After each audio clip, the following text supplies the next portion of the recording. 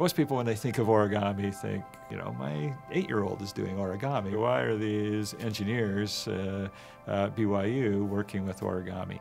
BYU's connection with origami began with the realization that origami was really a compliant mechanism. So a compliant mechanism is a device that gets its motion from things like bending and deflection instead of hinges and bearings. And we can actually make them very low cost sometimes. They can also operate in very harsh environments like the environment of space. Origami helps inspire new ways of looking at how mechanisms can work or how we can approach solutions to problems. It's very expensive, very difficult to get things into space.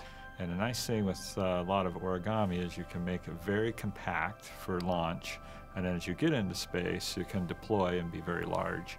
I'm working on an origami-inspired deployable solar array for spacecraft. The panel hanging behind me is the 20th scale prototype of this 25-meter array system. By using origami principles, we can get a much larger array into space by stowing it compactly during launch and then opening it up once we're in space. The spacecraft would be inside a rocket, like an Atlas V rocket, and the solar array would wrap around the outside of the spacecraft. It would be all folded up compactly and then launched into space and deployed. This is our CubeSat version. As we open it, it opens to about 50 centimeters and has the potential to generate about 65 watts of energy at this actual size.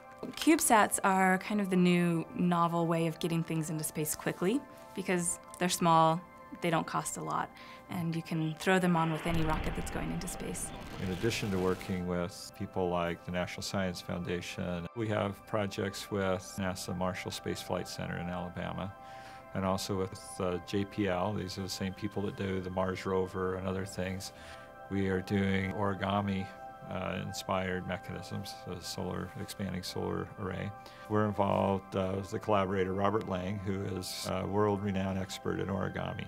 It's very unique to work with someone who is such an expert. He's defined an area for himself in this, mathematics and origami kind of crossover field. And so this combination of taking this art, this ancient art, and combining it with engineering, we've been able to discover new things and new motions that wouldn't otherwise be possible. I think the biggest thing to learn from this kind of research is that you can find inspiration for designs from anything. If you're open to inspiration from any of these sources, then your creativity is not limited.